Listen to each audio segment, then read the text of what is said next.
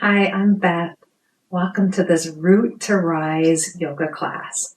So in this class, we're going to ground down in order to grow up tall. We'll be practicing different versions of tree pose in this all-standing yoga class practice. So this is a great class to practice anytime that you want to add length, you want to work on your posture, you want to stand tall. Also a great yoga practice for Earth Day, since we'll be doing a lot of tree pose. You might want to have a chair nearby just as an aid for your balance. You can also use a wall. And a couple of blocks will also help with some of the poses in this practice. So let's be standing. We'll start by finding our mountain pose. This is our basic foundational standing yoga posture in which we place the feet about hip width apart, but they might be a little wider or a little closer depending on where you feel most strong, most grounded, most steady, like a mountain. Now you can shift a little round on your feet back and forth, side to side, to get a sense of where your center of gravity is, where you can have the weight placed evenly on the soles of both feet. When you find that center, allow your arms to hang down lightly from your sides, crown of your head rise up tall. And then let's add to that length by going into an extended mountain. As you breathe in, reach your arms up and overhead, reaching long in your arms. So reaching from that rooting of your feet into the ground or into the earth, and that rising up through your side body, through your arms, all the way up to your fingertips, reaching toward the ceiling or the sky. One more breath in this extended mountain pose. And then as you exhale, you can float your arms back down by your sides. All right, now we'll take the feet a little bit wider than wherever you landed for mountain pose. So wider than your hips. That will be different for every person, a little bit wider. Still with a really strong foundation. So again, take a moment to shift around, re-find your foundation now in this wider pose. And we'll do a little bit of lateral stretching. Lateral just means the side of the body. So I'm going to be mirroring you. Want to breathe in and stretch your left arm up overhead, looking to create length. Again, the same length as when we had both arms along this side body. And then on an exhale, reaching toward your right. Pushing into the left foot into the ground and reaching the right fingertips out toward the left. So there's no need to go down low. You're actually looking for the place where you feel the most stretch in this whole target area. And that might be here, that might be here. And then breathe in, sweep up, and we'll go to the other side. Raise your right arm up overhead. Again, think about that length in your right side body. And then as you press into your right foot, begin reaching left. Your left hand can comfortably slide down your leg. Reaching longer. It's fine if your elbows bend. If it's comfortable, you can work to extend the elbow as well. Rooting into your feet. Breathe in to rise up. We'll do that one more on each side and we'll add a little something. Breathe in, reaching over to your left. Now this time, allow your opposite heel, so you're reaching to your right. You're going to allow your left heel to rise up. So you're on your tippy toe of your left foot, reaching over the right. Feel how that changes the stretch. And then press the heel back down into the floor. And notice, did you feel anything deeper anywhere along your side body? I felt it a little bit here, right in my waistband area. Rooting both feet, rise back up, exhale, and we'll try that on the other side. So again, this time it's going to be your right arm reaching up. You're going to lean to your left. Big, strong lean. And then with your right foot, begin to peel the heel off the ground. Toes stay down. Reaching a little bit more, getting that long side body stretch. and push the left heel back down into the ground. Notice how that affects your stretch. Does it adjust it anywhere? And root down into both feet as you breathe in, rising back up, exhaling and releasing your arms. All right, so here is where we're going to do our first tree pose. As we build these poses, as I said, from the ground up, that means we're going to be doing lower versions of tree and then going into variations of different versions, maybe what you know as the classical version. Now I'll step closer to my chair. Remember, you have the chair as an option at any time. I'll use the chair on the first side and maybe not the second. So you'll be starting with the weight in your right foot. Look down at that foot, lift your toes and spread the toes. And then let the toes settle back down to the ground. That will help that foot be your solid, grounded foot. Think about that foot sinking into the earth. Again, growing those roots.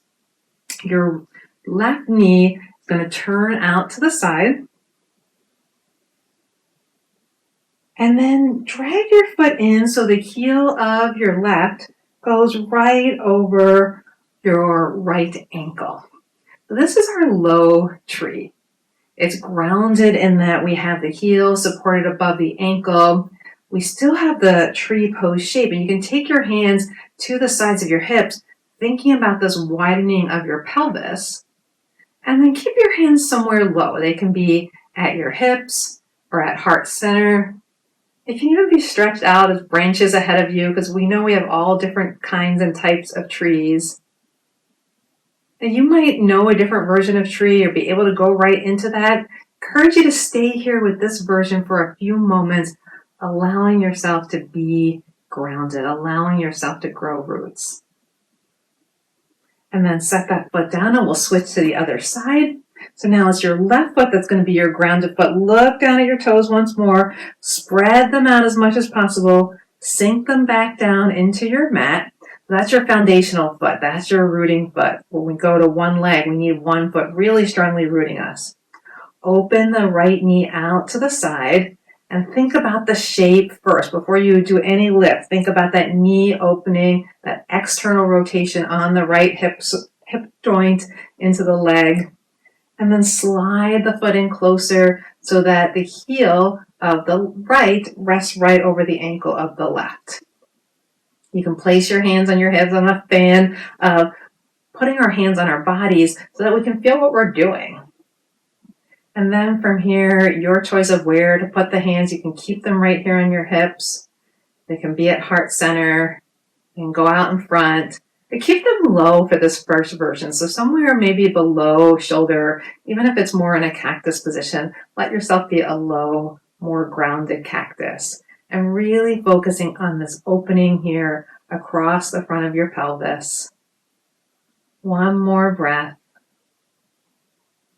And then place both feet solidly on the ground, coming back to your solid mountain pose. This is our home base, our place where we can feel solid and steady, even as we move through this asana or postural practice. All right, we'll be doing another little balance move that will take the weight first into one leg, into the right side, and then the left knee is going to lift and rainbow out to the side. So shift your weight. I'll start by holding the chair lightly to give you a sense of what we're going to do. We'll just be lifting the knee out, and then it'll come up, over, and down, and then back. And we'll do this a little bit, maybe 3 to 5 times or so. Doesn't have to be exact. You'll notice we're getting movement in the hip joint, and when we go out to the side, it's that same opening as for our tree pose. And let's do one more. This might be 6. That's fine. All right, then back down to the center. This side, I won't use the chair. You can use a wall. So you can always use something for balance as we go through the shape of the pose. Let your left foot be stable and steady into the ground as you lift your right knee up, over, out to the side, and then back again. So as we do this, we're trying to isolate as much of the movement as possible in this hip joint area. And even though I'm wiggling around a little bit on this side, I'm trying to stabilize my foot into the ground without too much movement on the side. Putting my hand on my hip helps a little bit, and that's where holding on to something can help to keep this side a little steady as we're moving the side around in the socket. All right, let's do one more time on this side, and then come back. And now we're going to play around with that opening of the joint movement a little bit more. We'll take our feet wider than hip width once again, this time turning the toes out so they're about at a 45-degree angle. And we're going to go into goddess pose. We'll start with the hands low at the hips. Begin to bend the knees. And as you do this, take a peek down and see that the knees are tracking toward the outside of your toes rather than collapsing in. And then your feet will tend not to be as grounded. You won't be putting your weight evenly on the whole foot. So keep your weight evenly on the whole foot. Allow your knees to track out and even use your hands as a little bit of help, encouraging this openness now on both sides, on both legs, widening, stretching these groin muscles, and then sinking a little lower if possible. So this is goddess pose. If you want to add goddess pose arms, they're like a cactus shape. You're welcome to do that. You're also welcome to keep your hands right here, encouraging your thighs to continue to open out, encouraging that stretch. Maybe you feel some of that energy starting to build up in your quad muscles and your glutes, your outer hips. You can come up anytime you need to. You can stay as long as you want to. Let's take one or two more breaths here.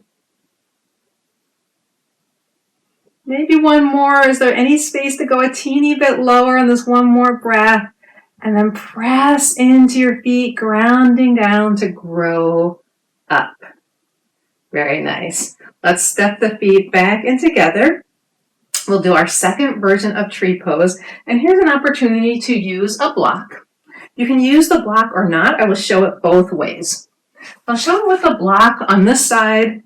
I'll show it both ways on this side. I'll use the chair for studying myself. So just like we did before, we're going to start by letting the weight come into the right foot. We're going to turn the left knee out, this openness that we've been working on. So the first option is to place the toes on the block, and now the heel will be just a little bit higher than it was before. So maybe about mid-calf as opposed to above the ankle. So whether you're holding onto the chair or not, you'll notice that you still have your toes grounded, and yet this is still pretty challenging on your balance, also getting a little bit more stretch somewhere in here inside of your left leg. Now that's one version. The version without the block would be to have the toes off the ground and the heel or the sole of the foot flush against your calf. Now, if you do this, it's really important to press the foot and the leg together evenly, everything coming towards center. If you're pushing this way, not only will your hip come out, it doesn't really matter how that looks, but you're going to feel a lot less balance. I really need the chair there. That's not balance. If my leg is pushing a little bit too much, same thing. I'm not going to feel balance. We're trying to find our center. Not so much what it looks like on the outside, that doesn't matter, but where it feels stable and balanced on the inside. And then for this version, if you'd like to take your hands a little higher, maybe a little higher cactus, still keeping them kind of at a moderate place. And you'll see my bottom leg is certainly starting to shake.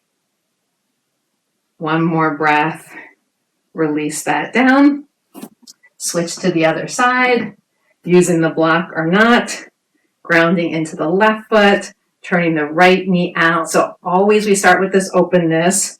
And then you can place the toes in the block. And notice this block just happens to be a little further away. This is fine too. If this is more comfortable tree for you, that's great. You can take a look at my video on variations of tree poses to help you out if you need some extra ideas about that. So you can stay here, or you can draw the bottom of the foot in toward the side of the calf, trying to press the two together. Working to be stable. And stable doesn't mean unmoving. It doesn't mean not shaky. It means that even as you shift around, you can recenter yourself, whether that's touching a chair or a wall, whether that's touching the foot down, that you can regroup and refine your center. We want to be able to do that on the mat just as we want to be able to do that in life. Low arms anywhere that you'd like. Maybe a little higher, maybe more of a T shape, because trees have branches in all different ways. And there my tree swaying is starting to sway right out, and that's okay. And then we'll place the foot down on this side.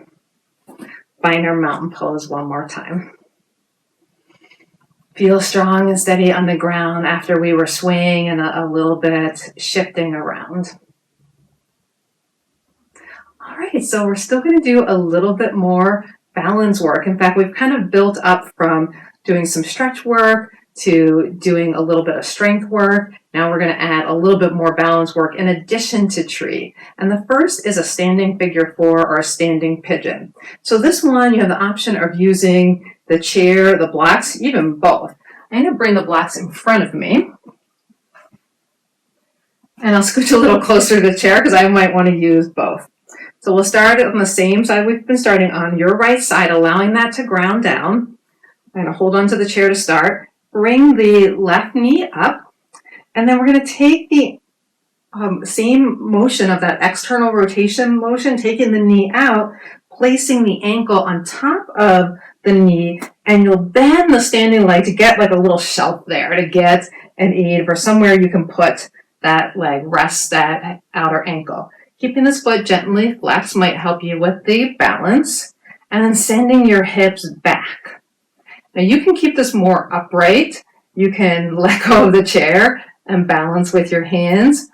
Or if you want to bring even a little more stretch somewhere into the glutes, the hips, you can start to hinge forward at the hips. And here's where the blocks really come in handy. As you hinge forward to keep the back long and straight, you touch the hands, maybe your fingertips, maybe you even touch something higher. You can be facing the chair here and grab onto the chair.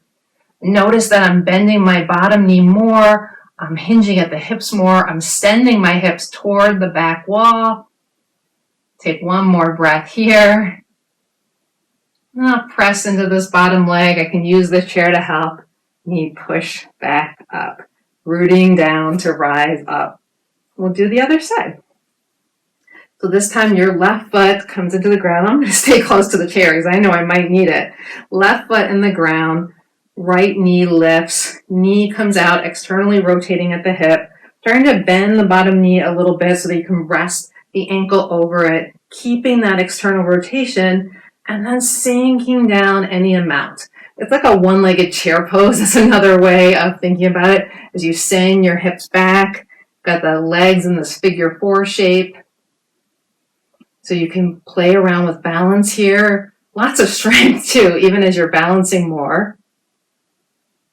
And then you can also come forward, reach for your blocks, sink down in your body.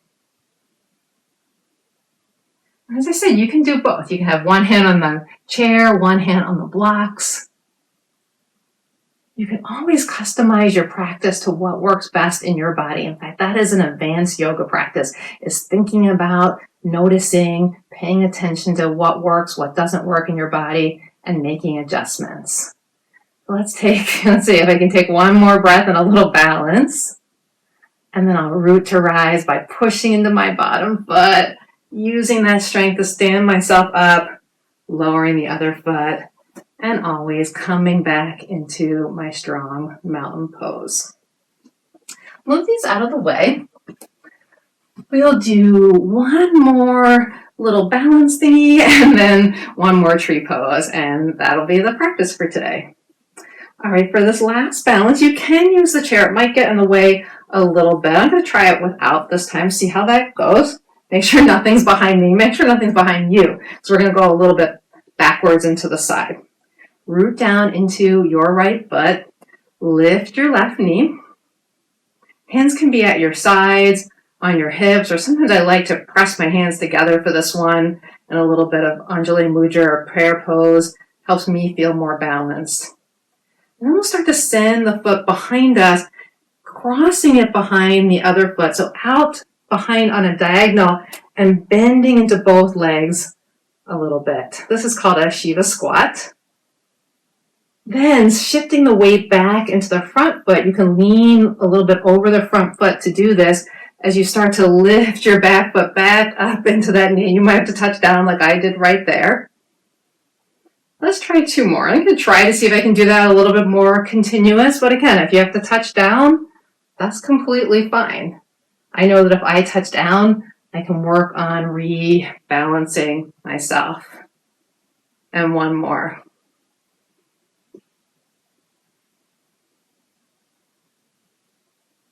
Leaning, lifting, lowering. Finding mountain pose, and then we'll finish that on the other side. Weight comes into your left foot this time. Right knee comes up. You might prefer hands at hips. I'm going to stick with hands at heart center. Starting to send the foot behind and out on a diagonal behind me. Toes come down. Knee bends. A lot of strength here in addition to the balance. Leaning forward so the weight shifts back to the front foot. Coming back up. Back down. Into our Shiva Squat. You can go low, you can stay high. Shifting to come back up. And then 1 more time.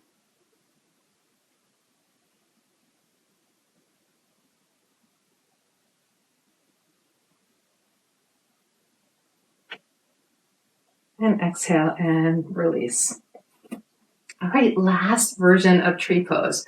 So this will be the classical version. And when I say classical, I simply mean the version that you'll see in books, that you'll see in magazines, that you'll see most often posted on Instagram. It doesn't mean the only version, or it doesn't even mean the best version of your body. It's just one variation out of many. I like to show it in case it's an option that works for you. If you try it or you don't try it, you decide one of the options we've done already is the one that works best for you. Perfect. You've already found your place to be. So you can use the chair or not, use a wall or not. I will use the chair. It makes it easier for me when trying to instruct. I'm going to shift my weight into my left foot. And then you got it. Turn the knee out, right? You know the drill by now. Now remember, we stayed here. This is a great level to stay at and practice. You can slip a block under the bottom toes and practice there. You can slip the foot up to the side of your lower leg and practice there.